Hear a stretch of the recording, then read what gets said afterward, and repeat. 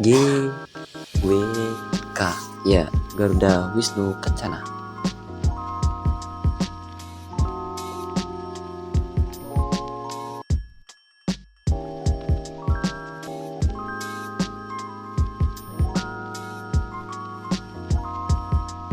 Perkenalkan, nama saya Indra Wibisana dari kelompok 5 absen 36. Nama saya Elvan Saputra Idam dari kelompok 5 absen 30.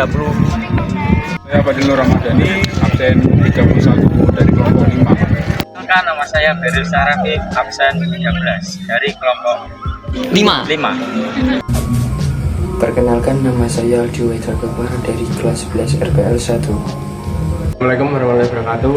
Saya Abdi Teguh Prasetyo dari kelas 11 RPL 1 dari kelompok 4. Warahmatullahi wabarakatuh. Nama saya Abraham Hanef dari kelas 11 RPL 1 dari kelompok 4. Perkenalkan, nama saya Adrian Nugroho dari kelas 11 absen 1 absen 4 dari kelompok 4. Saya Elanta Pranowo dari kelas 11 RPL 1 absen 5 dari kelompok 4. Perkenalkan, nama saya Galito Tilamra Yoga, kelas 11 RPL 1 absen 33 dari kelompok 4.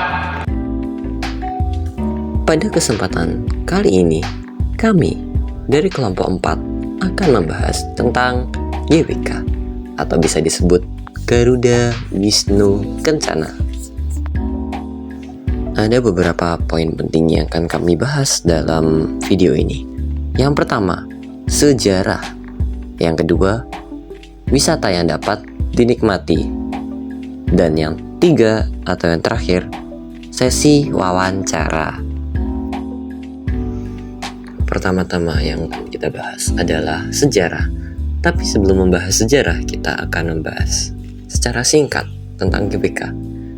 Patung Garuda Wisnu Kencana atau disingkat patung GWK merupakan ikon pariwisata Bali yang terletak di Bukit Unggasan, Jimbaran, Bali.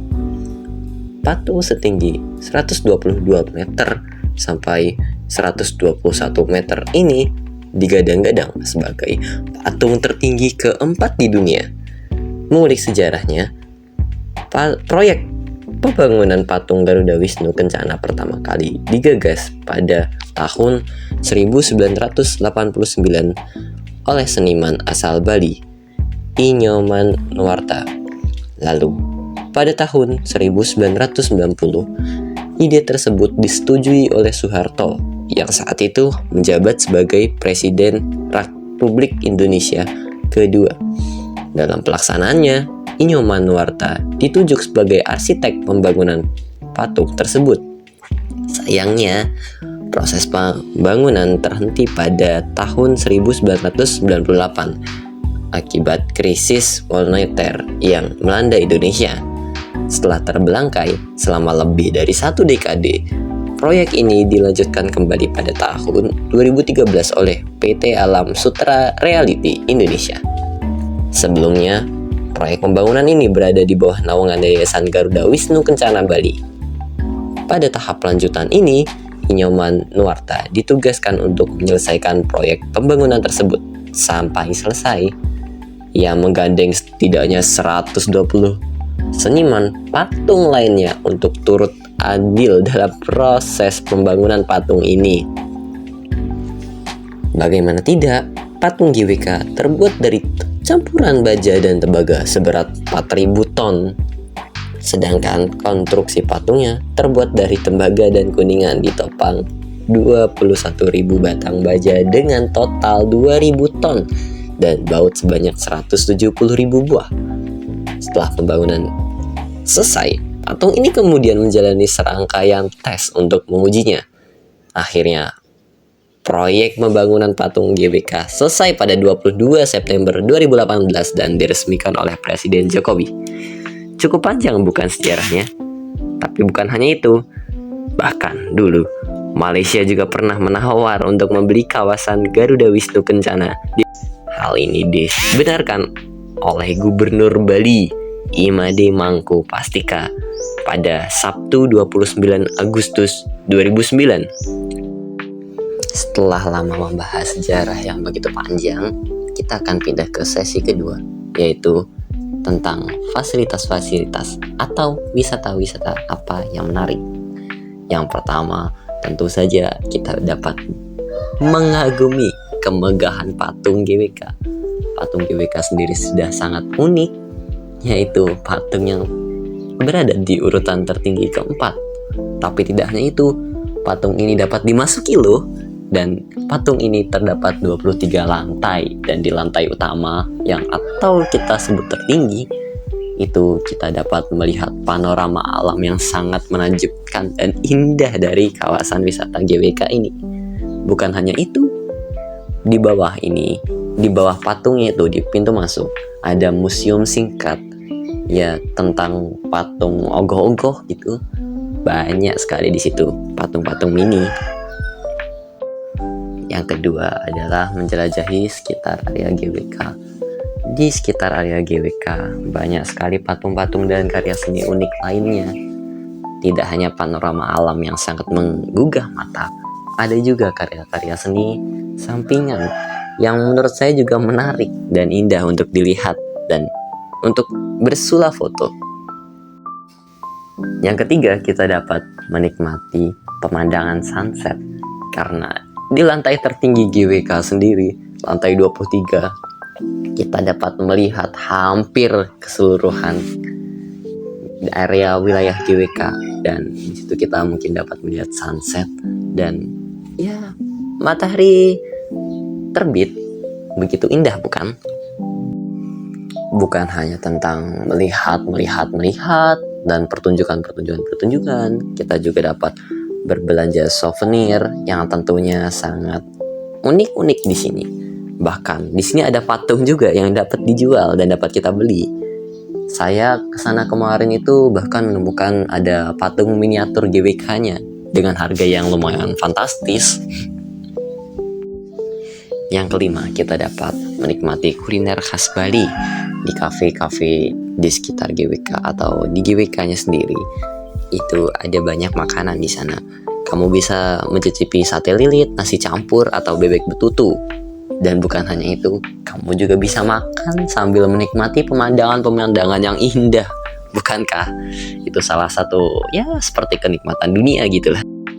Ya, yang terakhir kita mungkin dapat menikmati pertunjukan tari kecak yang berbunyi cak cak cak cak cak cak cak itu.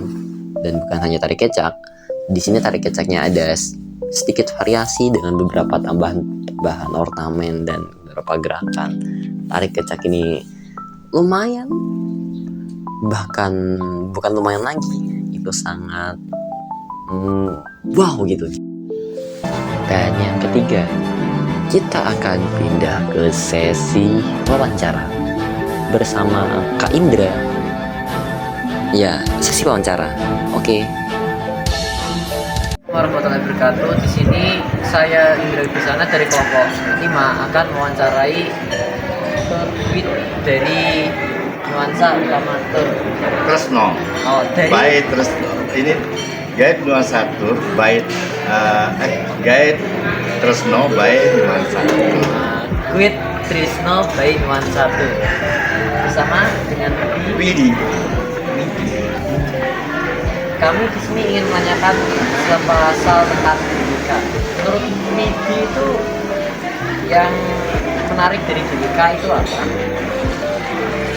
Kalau menurut Widi yang menarik ya jelas itu karya dari seorang sutradara yang bernama Nyoman Nuarke, yaitu patung Garuda Wisnu Kencana. Ikoniknya itu. Iya, di situ ya menarik. Terus ini pertanyaan kedua. Menurut Bi itu gimana? Anak-anak SMK yang 1 Mejayan itu saat tur ini gimana?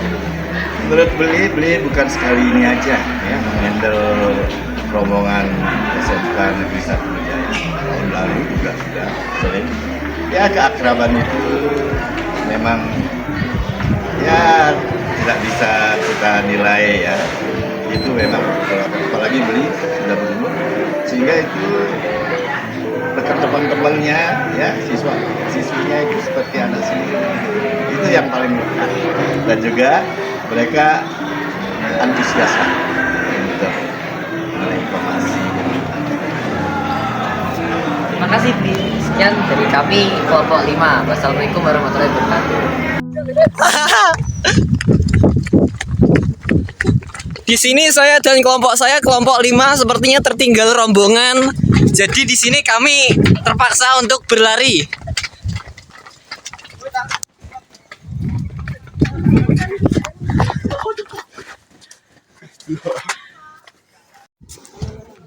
Sekian dari saya Indra Wibisana, perwakilan kelompok 5. Saya undur diri. Mohon maaf atas salah percakapan atau salah yang lainnya. Wassalamualaikum warahmatullahi wabarakatuh.